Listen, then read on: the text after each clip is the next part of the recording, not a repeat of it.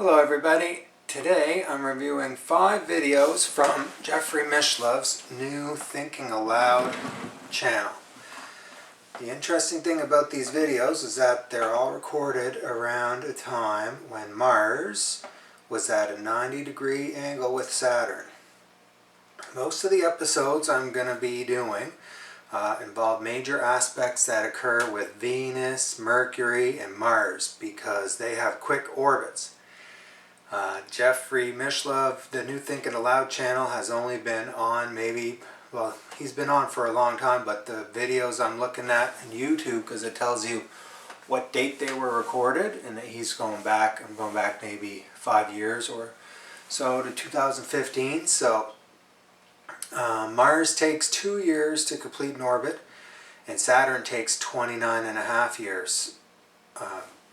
Later on, I'm going to be looking at other things such as moon transits and sun transits, as well as trines and different other aspects. But for now, for this year, I'm just going to be looking at conjunctions, opposites, and squares of the planets. So Mars met with Saturn, and 6 months later it was a 90 degree angle to Saturn. And in 1 year after that, it's another 90 degrees. So basically, it'll take 2 years from a conjunction of Mars and Saturn to have another conjunction of Mars and Saturn. The location of planets in the sky was interpreted by astrologists. Each planet has its own meaning, and the location of the planet, both in tropical sign and Placidian house, they give more meaning. Relation between planets can give us an idea of what's going on at the time and how things affect other things. So astrologically, the layout, it gives us a set of circumstances that we interpret to tell a story, and that story can be used in many ways. It can give meaning to our lives. Now, what I'm doing is it's an astrological interpretation of Jeffrey Mishlove's new Thinking Aloud channel. I'm able to learn a lot from not necessarily the parapsychological element. I mean, that's Jeffrey's kind of baby, is parapsychology, but he really has a lot of great knowledgeable guests on his show. And they talk about things that they're really knowledgeable about. Best education you're going to get. So Mars can be taken to represent many things. Here I'm thinking of Mars as ambition, and when it's at a square with Saturn, Saturn is like a planet, the planet of control, the planet of basically obstacles that get in the way of our dreams. That's what Saturn is. So with the ambition and the obstacles, you can see how there's a lot of tension there. But say when they're conjunct, that would be a great tension of basically there's a lot of energy that's being put out into enforcing kind of the law of the planet when Mars and Saturn are in conjunction. And when they're opposite, that's when you can see the sentiment of pushing back against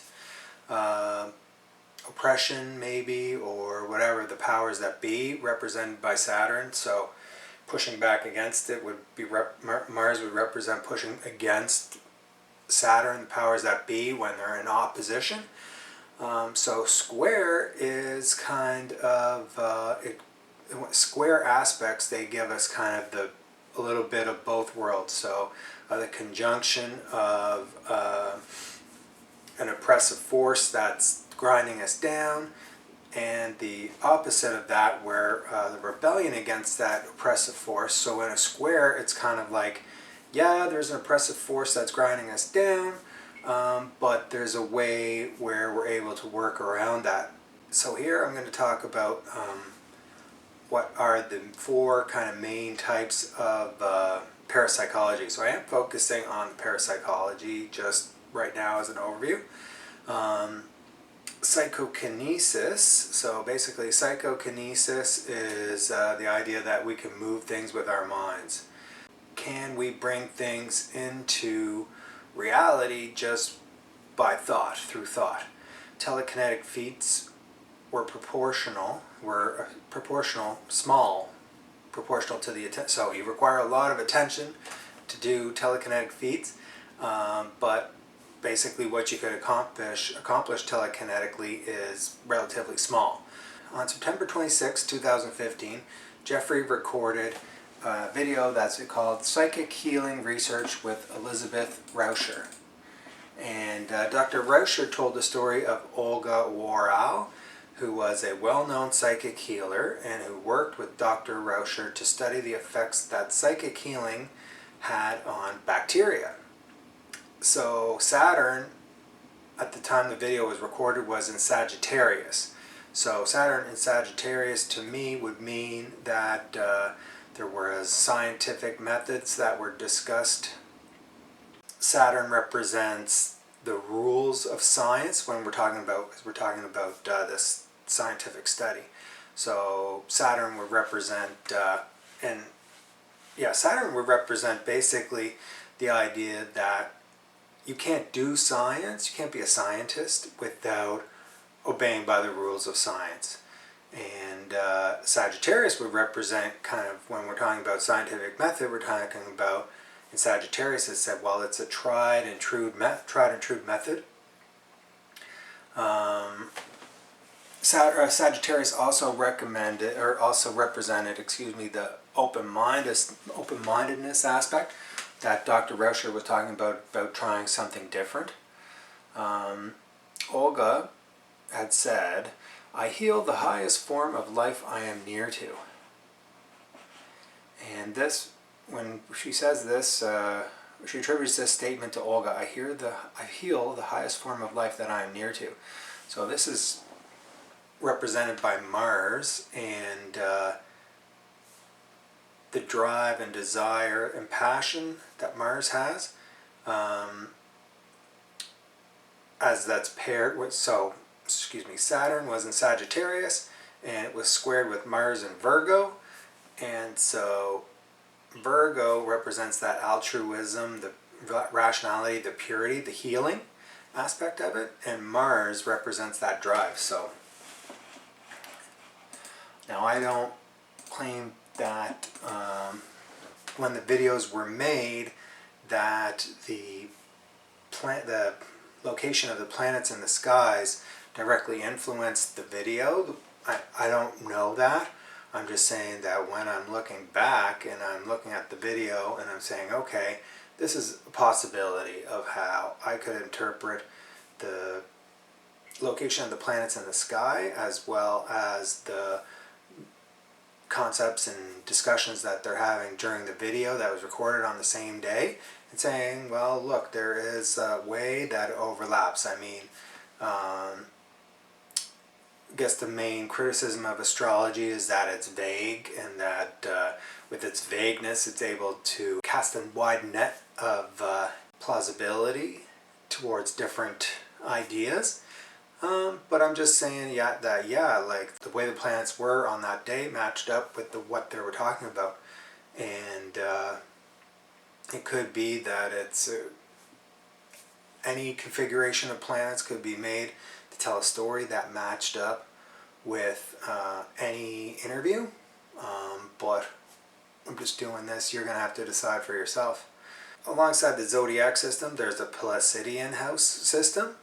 And this too, I found a way that it could have matched up with where the planets were located in the Pleiadian house system at the time of the interview with what they were discussing. Saturn was in the 5th house, so that would represent Saturn would represent the rules of the parent, while the parent was in the house of the child, the 5th house. So I thought that would be a metaphor for scientific experiments have variables. So the independent variable is what's represented by the parent, and the dependent variable is what's represented by the child. Mars in the second house, that signified the creation of something that was real. And that was reflected by the fact that Dr. Rauscher successfully created a classic experiment that defended the existence of psychic healing. Disagreement between science and parapsychology is not one that hinges on usefulness. Pure science, for instance, doesn't have any practical use, and it's valued by the potential contributions that it might make, and the fact that it furthers knowledge. So basically, doing an experiment in science that sticks to the scientific method is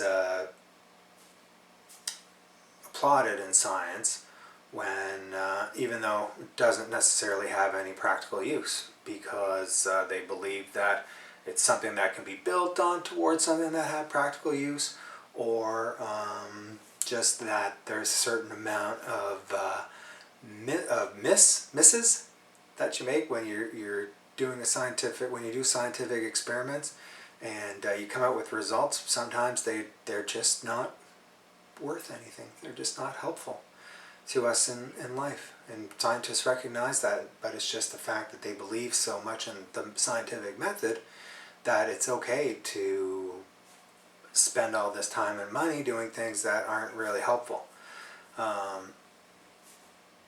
Because eventually we will discover something that is really helpful, and we have discovered things that are really helpful. And also, who's to say what these published nuggets of knowledge are going to do for somebody who's looking at it from a different perspective. Now, there's a theory of primacy of usefulness, and that dismissed things that didn't serve a purpose. Rational explanations were secondary to practical purpose, according to this theory. And the parapsychology is kind of saddled with the fact of being able to use to help us in our lives. Okay, so if parapsychology can be used to help us explain things in our lives, it doesn't really matter if we don't understand how it works. So that's kind of like working in opposite of saying, if science doesn't really help us in our lives, then it's good, it's still useful. And saying, well, with parapsychology, if parapsychology does help us in our lives and doesn't have a scientific explanation, then that's good too. We don't need to have a scientific explanation for everything. We don't need to have a scientific explanation for everything that helps us out. Now, on October 11th, 2017, Dr. Mishlove interviewed Nancy de Tertre while Mars was once again in a square with Saturn. This discussion resulted in 3 separate videos. The first one was entitled Remembering Ingo Swann. So Saturn was still in Sagittarius. Remember, it takes 29.5 years for Saturn to make an orbit around the Sun. So it'll stay in one zodiac sign for several years. Just like right now, it's moved from Capricorn into Aquarius, and it'll stay in Aquarius for a couple of years. So, like we were saying, Saturn is a planet of order and the maintenance of order and rules and regulations. Sagittarius is a sign where innovation is permitted. So even right there, just saying Saturn and Sagittarius, you could see the tension that's building there. Now, Ingo Swann was someone, he developed a systematic methodology of remote viewing that was called controlled remote viewing. Now, Ingo wasn't just a remote viewing researcher, he was an artist who was cited as important because creativity and not just rationality and logic were necessary to achieve goals. Achieve goals such as codifying remote viewing so that it could be taught and it could be used more widely and more credibly. With Mars in Virgo, this was to be expected. It made the success that was brought about by the use of imagination. Mars represents having a dedication and a drive, ambition, and Virgo represents versatility. Mars in the 8th house reflected the passion necessary to facilitate a system of remote viewing that solved problems.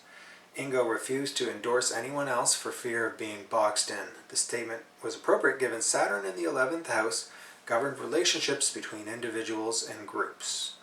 Ingo refused to be defined by his culture.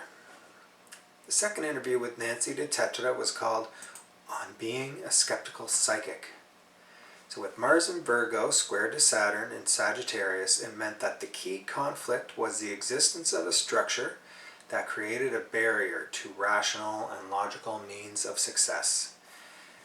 Ingo regulated remote viewing, and the next interview, Being a Skeptical Psychic, that discussed the regulation of psychic phenomena by the accepted process of skeptical rigor. Now, skepticism was discussed as the practice of scientific rigor. To be a skeptic meant to disbelieve everything unless awareness of it was caused by direct experience. Elizabeth Rauscher, for example, proved the existence of psychic healing in her experiment. If I said I was having a conversation with a dead person, it would be difficult to prove. So that's what being a psychic would be. You talk to dead people. Nancy said she was a psychic who understood the rigors of scientific method. So the psychic was a person who went to a place that was not of normal here and now, and in that place they channeled a spirit. Saturn in the 11th house and Mars in the 8th house suggested that the scientific community might be willing to accept psychic phenomena given incentives. If it's something that is not credible, then it's not going to be profitable. So now here what I'm doing is researching instances of hard planetary aspects, so conjunctions, oppositions, squares. And I'm researching these on days that Jeffrey Mishlove conducted interviews that he's given us access to on his New Thinking Aloud channel. The dates I will provide the dates in the description of this video. Now we're talking about something called front loading. And what front loading is researchers have an idea of what they're looking for before they begin researching. It's like having a preconceived notion that creates a bias, and these sorts of bias can be criticized for tarnishing the findings of studies, okay? Because basically when they're doing a study, they're just finding whatever they wanted to find. So I find my videos are a humanitarian and not a scientific pursuit. I'm just attempting to tell a story, not to perform a scientific experiment. So, based on some deep diving, I've uncovered profound things about society during interviews that had occurred on times when Mars was squared with Saturn. Either there's a problem with the structure of society, or society needs better structures to deal with their problems. There were no structures of society that could not be made more efficient or effective because society was comprised of people. We're always changing, growing, and adapting. Patterns of hardship could be circumvented if they were systematized. The third interview with Nancy was called Money and Psychic Functioning. Nancy always charged for psychic readings because balance was restored when there was an exchange of information for money. Witches and shaman charged for their services by selling frequently prescribed cures. Healers should charge because healing takes energy. Again, Mars was in Virgo, square with Saturn in Sagittarius, and so that meant there was an imbalance between the economic system, in this case with Saturn, and the psychic work being charged for, represented by Mars and Virgo. The Pressure of needing to work for money created an emotional cloud that made the psychic work more difficult. 3 years later, there was another interview. Mars was in Aries. It was squared with Saturn. It was retrograde in Capricorn. So this is both the home signs for these planets. We were speaking about interviews where Mars would be approaching a conjunction with Saturn. So what that would mean is they were a year and a half away from their last conjunction. And so within 6 months, within 6 months prior to that, they had been in a opposition, and then 6 months later, they were going to be in a conjunction. This interview was a little bit different because this was a time when it was 6 months after their last conjunction.